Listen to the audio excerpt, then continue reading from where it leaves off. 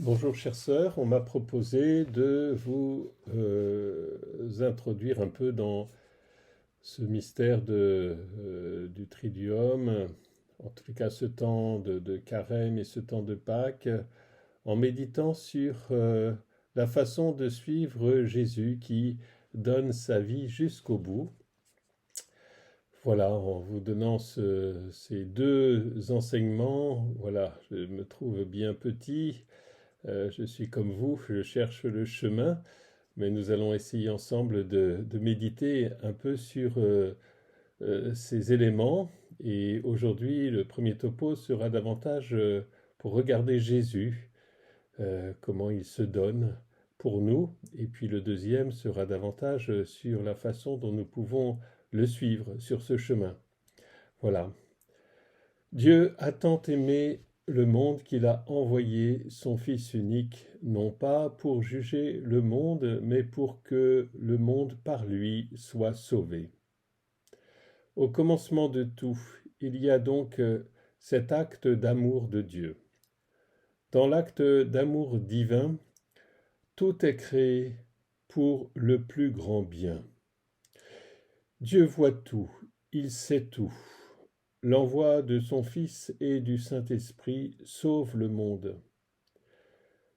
En ces temps difficiles, nous n'avons pas à nous inquiéter de l'avenir du monde, puisque Dieu est amour et qu'il est Dieu.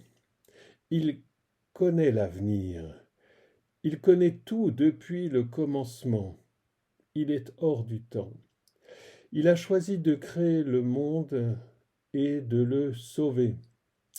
C'est que cela en vaut vraiment la peine. Son amour voit bien que tout se finira dans sa gloire d'une façon que lui seul connaît.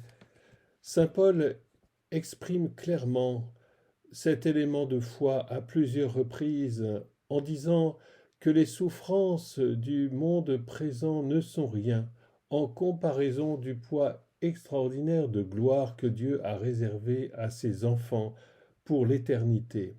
Retrouvons ça dans Romains 8, 18 ou 2 Corinthiens 4, 17 notamment. Christ est l'alpha et l'oméga. Tout est entre ses mains. Ne doutons pas qu'il triomphera et que, quelle que soit l'existence de Satan et les conséquences insondables du mal, Dieu fera tout concourir au bien final et définitif de tous ses enfants. Il y a quelque chose de notre petite intelligence humaine qu'elle ne peut pas sonder. C'est notamment ce que saint Paul appelle le mystère d'iniquité, c'est-à-dire le mystère du mal, sa raison d'être, le sort des anges et des hommes qui se vouent au mal et qui l'ont choisi pour toujours. Nous ne pouvons pas sonder ces mystères, mais Dieu est amour et connaît tout, il sait tout, et son choix est parfait et infiniment bon. Jésus nous révèle l'amour infini du Père. Dieu a tant aimé le monde qu'il a envoyé son Fils unique, non pour juger le monde, mais pour que le monde par lui soit sauvé. Voilà notre foi, la foi qui doit nous conduire en ces temps parfois difficiles. Acceptons humblement de ne pas pouvoir comprendre tout dans le grand mystère de la création de Dieu et du salut, et faisons confiance à Dieu. C'est en contemplant le Christ que les choses s'éclairent. Jésus est la vérité. Sa vie révèle le grand mystère de notre existence et de notre salut. Il porte en lui et assume l'énigme du mal et du péché. Cette énigme prend toute sa mesure au moment de la Pâque du Christ, de son entrée dans sa passion et de sa résurrection. Jésus ne nous donne pas d'explication. Il affronte le mal et en sort victorieux pour notre salut. Oui, il est ressuscité et vivant. C'est cela notre foi. Il ne nous explique pas parce que nous ne pouvons pas comprendre, nous ne pouvons pas sonder cette dimension obscure qu'on appelle le mal et le péché. Il nous appelle à entrer dans le chemin de la vie par la foi et la confiance en lui. À sa suite, chacun selon son appel propre, chacun selon les grâces reçues. Et en marchant à sa suite, il nous appelle à rencontrer le Père qui a tant aimé les hommes, qu'il a envoyé son Fils. Comme le dit le Concile Vatican II, c'est par le Christ et dans le Christ que s'éclaire l'énigme de la douleur et de la mort qui, hors de son évangile, nous écrase. Gaudium Spes 22, 6. Alors, dans ce premier topo, je voudrais avec vous regarder comment Jésus accomplit cette rédemption, notamment au moment de sa passion. Nous le ferons en nous appuyant surtout sur ce que nous dit l'Épître aux Hébreux. L'Épître aux Hébreux s'adresse aux Juifs, c'est-à-dire à ceux qui ont d'abord connu Jésus en Palestine, qui ont entendu parler de lui comme d'un homme, un grand prophète, controversé. Il s'agit de leur faire comprendre dans cet épître que cet homme est en fait le Fils qui fonda la terre et les cieux, chapitre 1, verset 8-10. Il est resplendissement et expression de l'être même de Dieu, chapitre 1, verset 2. Ce Fils, dit l'Épître, est supérieur aux anges. Les Hébreux tenaient les anges pour les créatures célestes les plus proches de Dieu. Le Fils, lui, n'est pas de leur nature, il est au-dessus d'eux. Il est Dieu et Fils, animé d'un esprit éternel, nous dit l'Épître au chapitre 9, verset 13. Ce Fils donc s'est fait homme pour notre salut. Je vous lis le chapitre 2, verset 10 à 12. Il convenait en effet à celui pour qui et par qui tout existe, et qui voulait conduire à la gloire une multitude de fils, de mener à l'accomplissement par des souffrances l'initiateur de notre salut. Car le sanctificateur et les sanctifiés ont tous même origine, aussi ne rougit-il pas de les appeler frères. Voilà, Dieu voulait tout mener à sa perfection, à son accomplissement par son Fils, à travers ses souffrances, lui qui nous a fait frères et sœurs. Le Fils de Dieu s'est fait notre frère. Voilà une des paroles fortes de cet épître aux Hébreux en son commencement. Telle est la première manifestation de l'amour de Dieu qui a tant aimé les hommes qu'il a envoyé son Fils unique. Ce Fils s'est fait notre frère. L'auteur de l'épître poursuit, toujours chapitre 2, versets 16-18. Car ce n'est pas à des anges qu'il vient en aide, mais c'est à la descendance d'Abraham. Aussi devait-il en tout point se faire semblable à ses frères, afin de devenir un grand prêtre miséricordieux, en même temps qu'accrédité auprès de Dieu, pour effacer les péchés du peuple, car, parce qu'il a souffert lui-même l'épreuve, il est en mesure de porter secours à ceux qui sont éprouvés. Ce qui est remarquable ici, c'est que le Fils éternel, grand prêtre de l'Alliance nouvelle, est défini d'abord comme frère, notre frère. Il s'est fait notre frère pour nous sauver. Cela doit résonner d'une façon particulière pour nous, membres de la fraternité de Jésus, frères et sœurs de Jésus, dans une consécration particulière. L'épître aux Philippiens contemple celui qui, de condition divine, s'est humblement fait semblable aux hommes, qui a été reconnu homme à son aspect. Philippiens 2, 1 et suivant. L'épître aux Hébreux le regarde comme s'étant fait notre frère.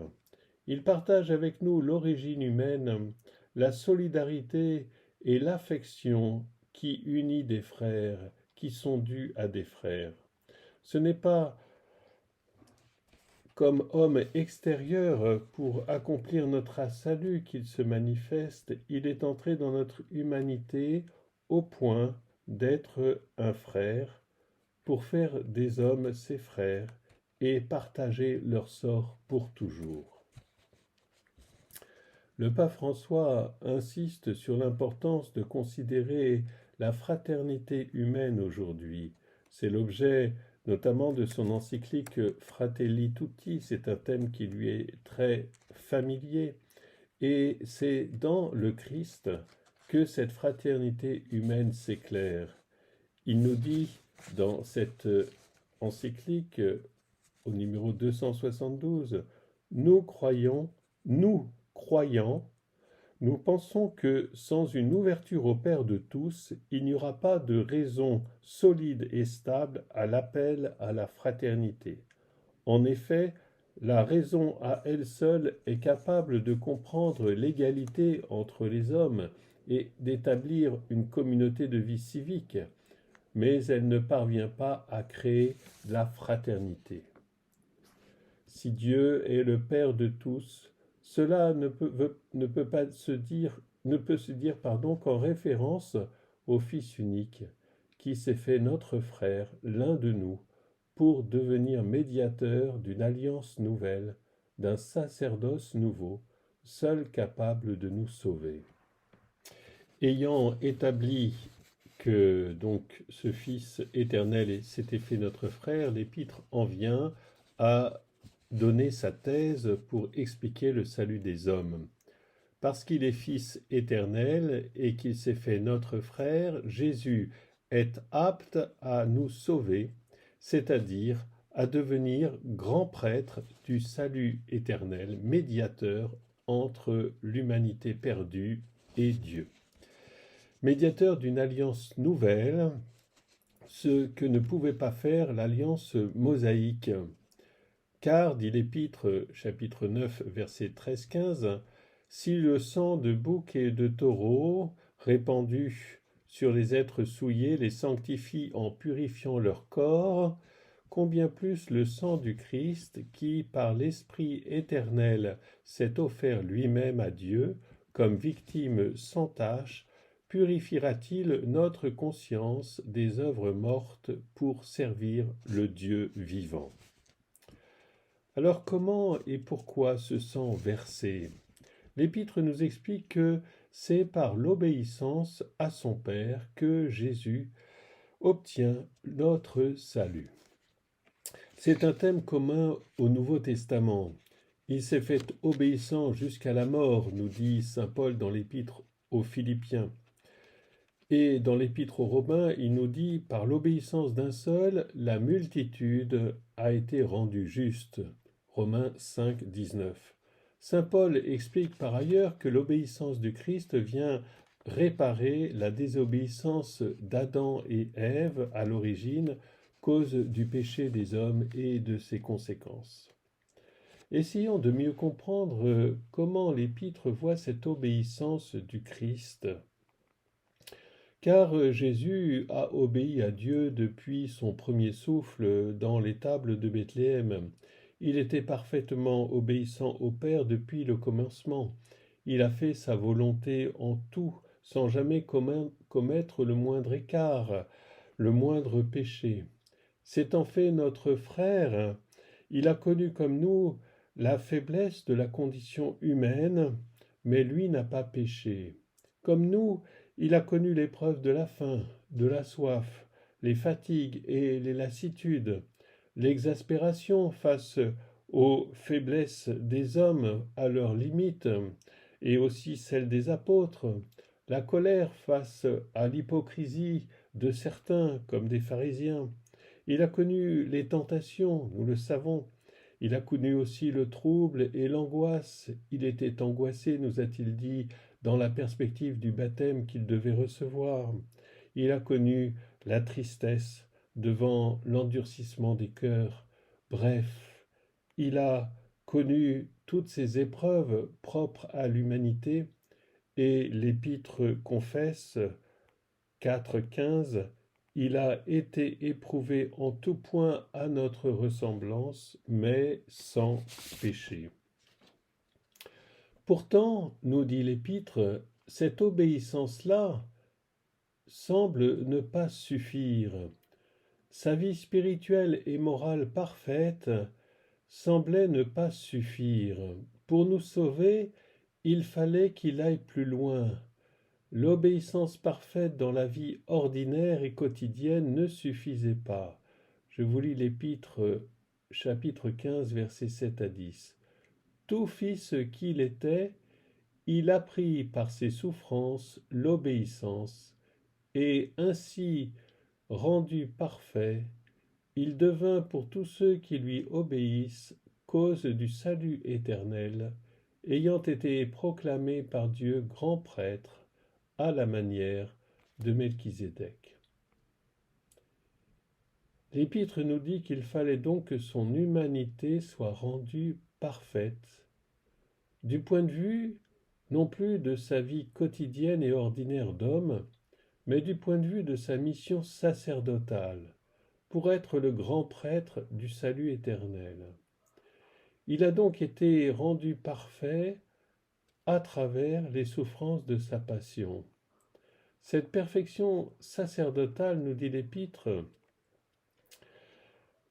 l'humanité de Jésus notre frère ne l'obtient qu'en s'offrant lui-même en victime sur la croix.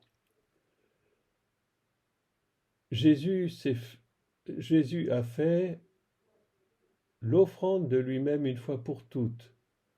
7,27. Car, nous dit encore l'Épître, comme le sort des hommes est de mourir une seule fois, après quoi vient le jugement, ainsi le Christ fut offert une seule fois pour enlever les péchés de la multitude. Hébreux 9, 26, 27. Et cette offrande, pour être rédemptrice, dit l'Épître, pour correspondre à celle du grand prêtre qui nous sauve, doit être celle d'une victime divine qui verse son sang. Je vous lis Hébreux 9, 14. Le sang du Christ, qui, par l'Esprit éternel, donc l'Esprit divin, s'est offert lui-même à Dieu comme victime sans tache, purifiera notre conscience des œuvres mortes pour servir le Dieu vivant. L'offrande trouve sa valeur dans le fait qu'elle est librement consentie. L'Épître aux Hébreux, au chapitre 10, reprend pour Jésus ce passage. Alors j'ai dit, me voici, car c'est bien de moi qu'il est écrit, je suis venu, ô Dieu, pour faire ta volonté. Et l'Épître commente, c'est dans cette volonté que nous avons été sanctifiés par l'offrande du corps de Jésus-Christ, faite une fois pour toutes. Cette offrande de Jésus sur la croix a fait entrer son humanité dans la perfection sacerdotale, c'est-à-dire dans la capacité de sauver. Son âme et son corps ont consenti à obéir au Père dans une souffrance extrême, et cela a donné au Christ la vertu d'être notre Sauveur, notre grand prêtre. Le Fils de Dieu est éternellement, bien sûr, obéissant au Père dans sa nature divine, mais comme homme, ce fut une épreuve redoutable d'être obéissant jusque dans la passion infâme qui se présentait à lui. La vertu de son sang versé vient de cette obéissance, nous dit l'Épître. C'est ce que nous redisons à chaque Eucharistie, au moment d'entrer librement dans sa passion. Ceci est mon sang, le sang de l'alliance nouvelle et éternelle, versé pour la rémission des péchés. Que signifie cette obéissance qui obtient au Christ d'être rendu parfait et de nous sauver? En premier lieu, pour le comprendre, nous devons regarder la répugnance du Christ à vivre cette passion et lier à cela l'épreuve qu'a représentée la passion pour lui, tout fils de Dieu qu'il était. Cette répugnance est signifiée dans les synoptiques qui rapportent la parole de Jésus au mont des Oliviers. « Père, si cette coupe peut s'éloigner de moi, mais non pas ce que je veux, mais ce que tu veux. » Jésus, notre frère, a une âme et un corps semblables aux nôtres. Jésus a beau être fils de Dieu, son âme et son corps sont les mêmes que les nôtres. La souffrance le répugne et lui fait peur comme à nous. Et Jésus connaît par avance la profondeur de la coupe, la somme de souffrances qu'il va devoir supporter.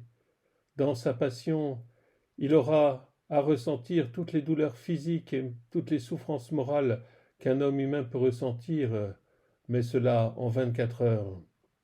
De multiples vexations viennent de toutes parts, de la part de ses apôtres qui l'abandonnent, dans les injures des pharisiens, l'agression des Romains.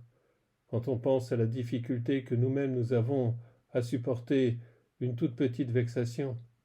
À cela s'ajoute la terrible nuit intérieure que les évangélistes expriment à travers les expressions angoisse, sueur de sang, tristesse jusqu'à mourir. Son âme humaine, livrée à elle-même, s'emplit d'une nuit et d'un désespoir qui atteindra son paroxysme sur la croix lorsque Jésus s'appropriera les paroles du psaume « Mon Dieu, pourquoi m'as-tu abandonné ?» Cette nuit correspond au fait que Jésus est chargé de nos péchés, des péchés du monde entier.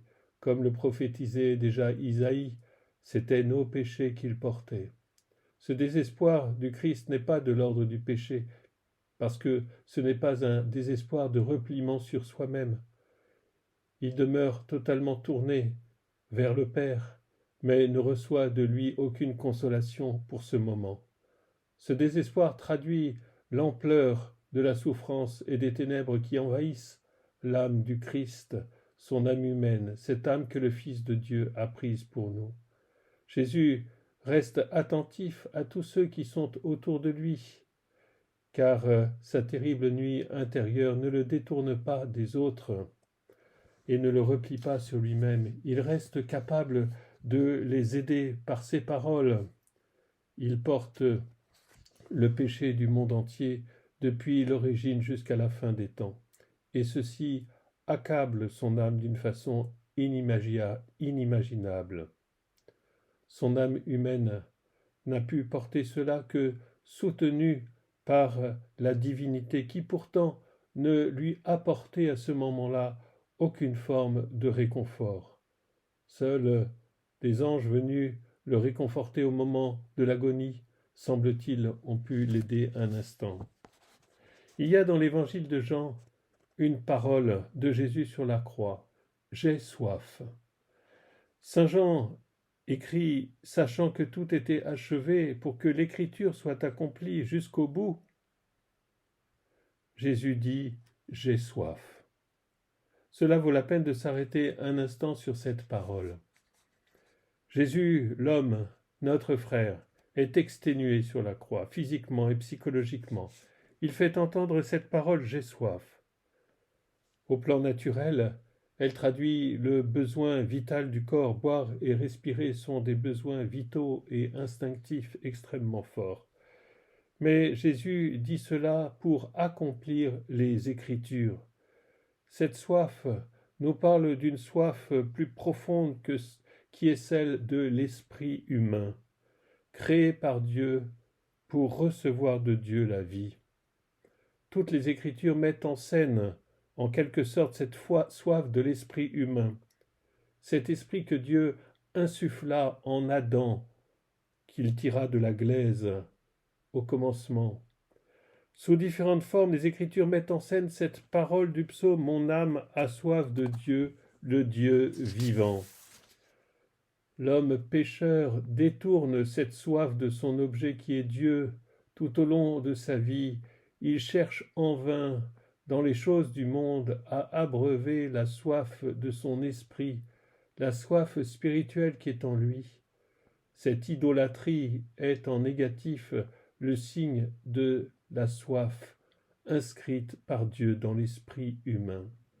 Au moment où Jésus est dépouillé de tout dans son humanité, au moment où il est exténué et où il ne lui reste plus que la mort, son esprit fait entendre à nouveau cette aspiration « J'ai soif, j'ai soif ». Il est à ce moment précis, et c'est à ce moment précis que Jésus va remettre son esprit, l'esprit humain qui est en lui. Il remet son esprit qui vient d'exprimer le désir fondamental que Dieu a mis en tout homme. Mais cette parole « j'ai soif » est aussi celle du Fils de Dieu. C'est la soif, elle exprime la soif de Dieu de sauver les hommes déchus et séparés de lui.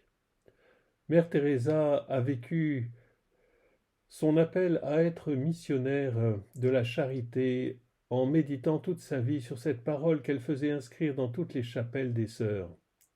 Or, nous savons aujourd'hui dans quelle situation intérieure elle vivait. Dans une longue et accablante nuit de l'esprit, pendant 30 ans, elle a vécu dans l'obscurité intérieure, avec le sentiment constant de l'abandon de Dieu, voire même souvent du rejet de Dieu. Soutenue heureusement par de brèves et intenses éclaircies, elle a tenu bon jusqu'au bout.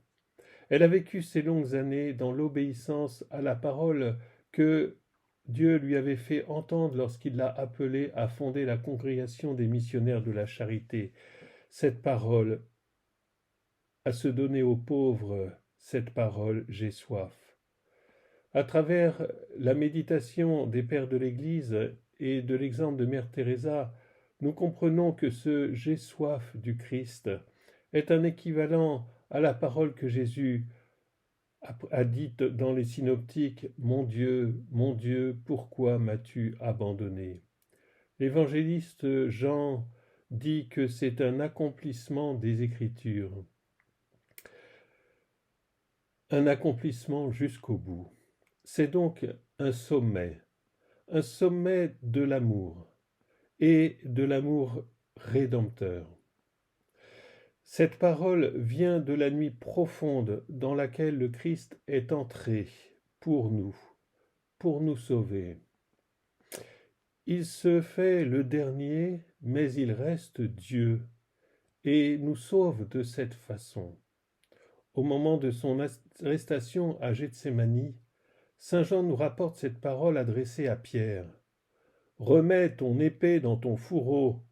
Ne boirai-je pas la coupe que le Père m'a donnée à boire? Ne boirai-je pas la coupe que le Père m'a donnée à boire ?» Arrivé au terme de sa passion, alors que tout est achevé, Jésus déclare « J'ai soif ». Comme s'il disait « Cette coupe, je veux en boire, et en boire encore, aussi amère et acide soit-elle, pour sauver tous les hommes. Mes frères, puisque c'est la volonté du Père. » Et il prend à ce moment la boisson vinaigrée, cette boisson acide. Il montre par là que cette coupe amère, il est prêt à la boire encore et encore pour faire la volonté du Père tant qu'il y aura des hommes à sauver. C'est cela, l'amour sacerdotal, une œuvre de l'esprit humain de Jésus. Oui, c'est parce qu'il s'est fait homme qu'il nous sauve. C'est dans cette humanité qu'il manifeste son esprit sacerdotal. Soutenu certes par la divinité, qui ne lui apporte aucun réconfort sensible, il s'unit à la volonté du Père dans son esprit humain. Et cette union de l'esprit humain du Christ à la volonté du Père est une obéissance, car aucune forme de mouvement sensible pouvait le conduire à une telle union de volonté. Tout dans son être sensible s'opposait à un tel oui, à une telle passion. La souffrance du Christ en son humanité, au moment de sa passion, est totalement insondable pour nous. Les quelques mots que nous disent les évangiles, les quelques commentaires que je n'en ai faits, ne peuvent pas nous faire entrer dans l'expérience intérieure que Jésus a faite. Cela est propre au Fils de Dieu fait homme. Mais ce qui est important pour nous, justement, c'est que tout cela, Jésus l'a porté et qu'il en est sorti victorieux. Personne d'autre ne pouvait accomplir cela, mais Dieu a tant aimé le monde qu'il a envoyé son Fils pour sauver le monde. Alors, Père très saint, sois remercié d'avoir envoyé ton Fils. Seigneur Jésus, Fils de Dieu, merci d'avoir dit oui, d'avoir obéi au Père dans l'accueil de ta passion. Or, comme je le disais justement, c'est par l'obéissance que Jésus a été victorieux. Et cela est très important. Ce n'est pas par un grand élan d'amour sensible. Ce n'est pas par un grand élan d'amour sensible que Jésus nous a sauvés. Jésus disait à Sainte Catherine de Sienne, quand tu médites ma passion, ne cherche pas à comprendre combien j'ai souffert, mais combien j'ai aimé. Eh bien justement, au moment d'exprimer l'acte d'amour du Christ sur la croix, l'Écriture sainte ne trouve pas d'autre expression que l'obéissance pour nous parler de cet amour.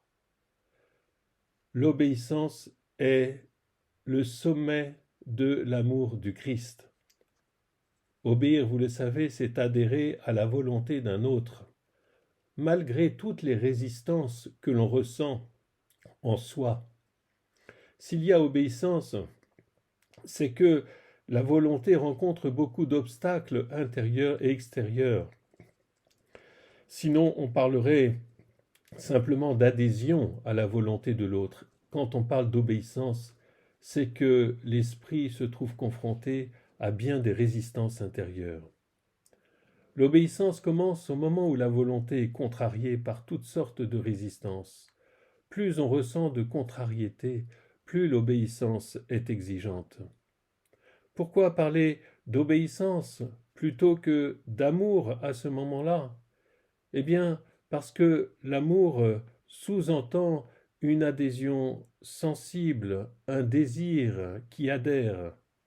Or, justement, à ce moment-là, l'âme humaine du Christ ne pouvait trouver en elle-même aucune possibilité d'adhérer sensiblement, aucun désir sensible en elle par rapport à cette passion. Au contraire, il n'y avait que aversion. Elle n'avait en elle que nuit et angoisse. La seule chose qui lui restait pour entrer dans sa passion était d'obéir, de dire oui à la volonté du Père en lâchant prise sur tout ce qui lui répugnait. La générosité et l'amour sensible étaient incapables de relever ce défi-là. Par cet acte d'obéissance, l'humanité du Christ, nous dit l'Épître, atteint sa perfection sacerdotale. Il est rendu parfait, il est devenu grand prêtre. Je vous relis ce passage. Tout fils qu'il était, Il a pris par ses souffrances l'obéissance, et ainsi rendu parfait, il devint pour tous ceux qui lui obéissent cause de salut éternel, ayant été proclamé par Dieu grand prêtre selon l'ordre du roi Melchisédek. Pour obéir, Jésus a donc choisi en esprit, dans son esprit humain, de faire la volonté du Père, lâchant prise sur tout le reste. Il s'est focalisé sur l'orientation de son esprit à faire la volonté du Père. Il a, pendant 30 ans, habitué son esprit humain à faire toujours la volonté du Père, quoi qu'il en coûte, lâchant prise sur tout le reste, sur tout ce qui le répugnait sensiblement, certain que la volonté du Père est bonne, infiniment bonne. J'arrive à la fin de ce premier topo. Ainsi donc, le sommet de l'amour rédempteur, le sommet de l'amour sacerdotal du Christ, qui est de donner sa vie pour ses amis. Ce sommet, l'Écriture l'exprime à travers cet acte d'obéissance que le Christ fait en disant oui à sa passion. L'amour du Christ sur la croix n'est pas un grand élan sensible, ce n'est pas un grand élan mesurable par l'intensité des sentiments. C'est un choix spirituel et un grand lâcher-prise. J'ajouterai que Jésus vivait cette obéissance comme un oui à la miséricorde du Père pour l'humanité. Notre divin frère intercède pour nous, car il a dit oui à la miséricorde du Père en notre nom. Père, pardonne-leur leurs péchés, ils ne savent pas ce qu'ils font. Jésus a rendu cette miséricorde effective en s'offrant de cette façon pour nous. Voyez-vous, jamais personne sur cette terre ne sera appelé à vivre une obéissance à la volonté divine dans une telle mesure. Lui seul est le grand prêtre qui nous sauve. Mais tous, d'une façon ou d'une autre, à partir du moment où nous sommes baptisés, nous sommes appelés à entrer dans un amour sacerdotal, dans une dimension de cet amour sacerdotal. C'est ce que nous regarderons ensemble dans la prochaine vidéo. Se donner jusqu'au bout à la suite du Christ n'est pas forcément ce que l'on croit, et souvent ce n'est pas du tout ce que l'on s'imagine. On s'imagine toujours des choses terribles qui font peur, et on ne met pas le regard du cœur là où il faudrait le mettre. Nous verrons donc dans cette vidéo, nous essaierons de voir ensemble que signifie entrer dans l'amour sacerdotal du Christ qui correspond à se donner jusqu'au bout. Merci de votre attention et de votre patience et à tout à l'heure.